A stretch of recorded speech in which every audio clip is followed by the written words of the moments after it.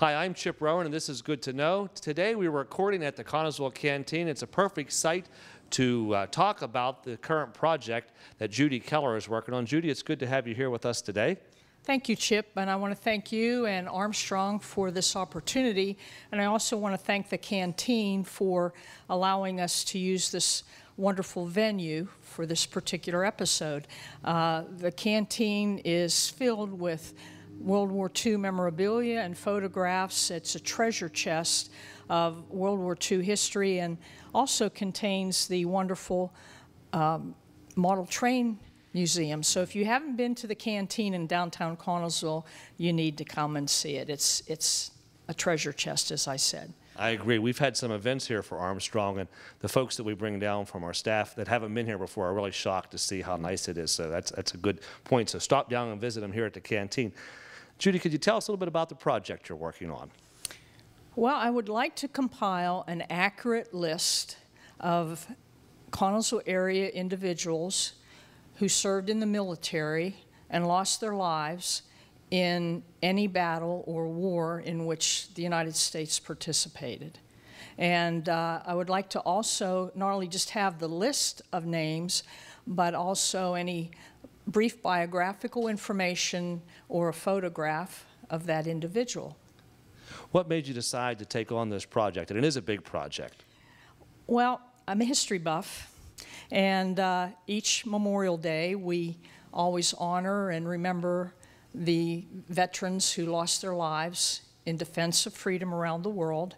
And then this past June 6th was the 74th anniversary of D-Day, the Allied invasion of Europe during World War II. And as I said, being a history buff and remembering my dad, who was a World War II combat veteran, I always think back to the great sacrifices that all veterans have made. And some paid the ultimate price. And unfortunately, were never fortunate enough to be able to return home to their families and their hometowns and build a future. And I thought about that, and I contacted some of the local veterans organizations, the Connellsville and Fayette County Area Historical Societies, the Fayette County Veterans Administration, and I asked, was there a specific list of names of those who died in combat from the Connellsville area or the immediate Connellsville area, the surrounding Connellsville area, and I was told no, there was no such list. And I just decided that I wanted to try to create that list. What success have you had so far with this project? Well, the more recent events are obviously easier to research. I've used many different websites, and some have been more informative than others. And started with World War I, and right now I've located about 52 names from the immediate Connellsville area. Korea, I have 15 names, and Vietnam, I have 12. World War II presents a much bigger challenge. There are approximately 718 individuals from Fayette County who lost their lives in World War II. But that site does not specify the name of the town. There are a few out of that 718 that have said Brownsville or Grindstone or Uniontown or Connellsville, but most of them just say Fayette County. So that search is much more challenging. Now, at one time there was an honor roll here in Connellsville. Now, do you have any history on that? I personally don't remember seeing the honor roll, but I've been told that it did exist. In fact, it was in the block where we are right now, almost directly across the street from the Canteen. And no one really knows why it was removed or what happened to the names. A dear friend of mine, Mrs. Gloria Rock, passed along information to me just on Sunday and said she certainly remembered, and that it had a glass door on it that could be secured, and you could open the door and add more names to the honor roll. Now, I don't know whether it was a list of names of all veterans or just those that had died in battle. And they're not sure where that information went to? No, no. Does that maybe actually be in the location about where Lion Square is now, around that block right there? I also had the honor of visiting an honor roll in Dunbar Borough just yesterday, and I was able to secure some names off of that honor roll. And then also a week or two ago, I went out to South Connellsville, and they have the names of all the servicemen in various wars listed on their honor roll, and then in front of the name of the casualty they have a star, and that's the same situation down in Dunbar.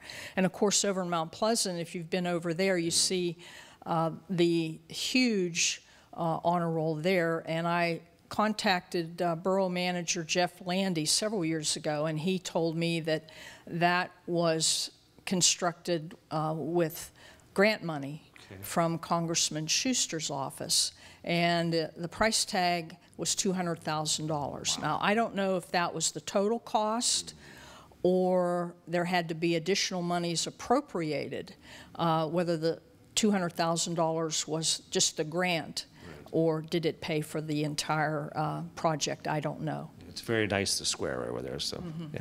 What is your goal? What's your ultimate goal for this project?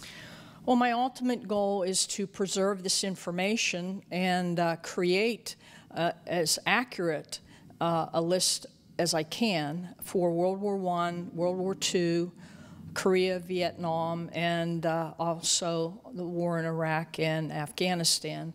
Unfortunately, we do remember just recently we lost Shelby Finello, who was serving with the Marine Corps and was lost in Afghanistan.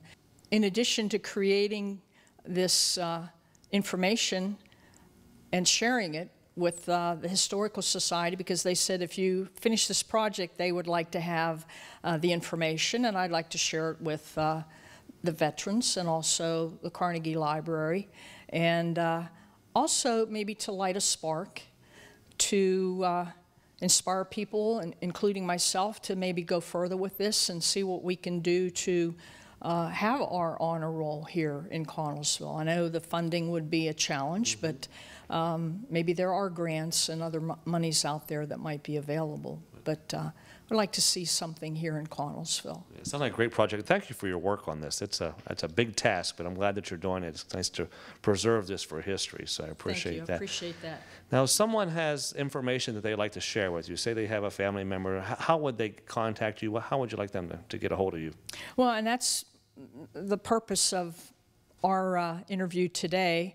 I would like to get the word out that if you have a relative or a friend, great-grandfather, great-uncle, that did serve in the military and lost their lives in defense of freedom around the world, that you please contact me if you have information you'd like to share, a little bit of biographical information, a photograph, and you can contact me. I'm on Facebook.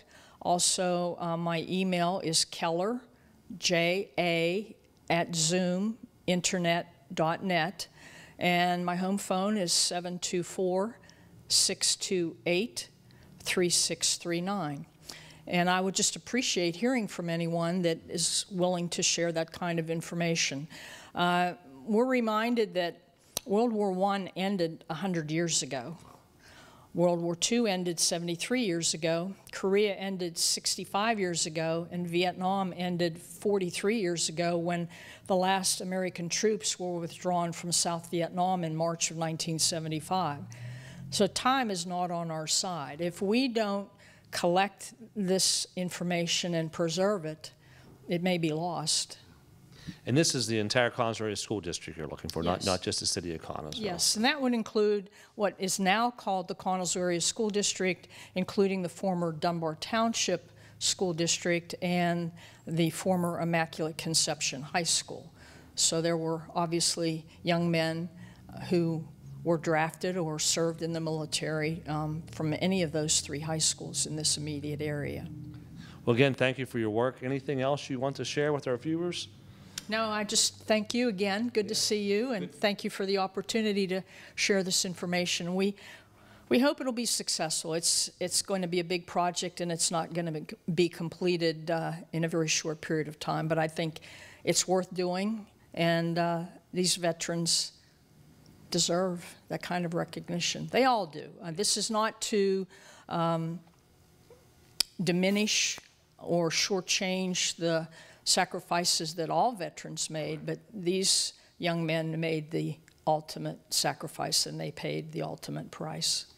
Well, thank you again, Judy, and thank you to the Canteen for hosting us here today. This is Good to Know.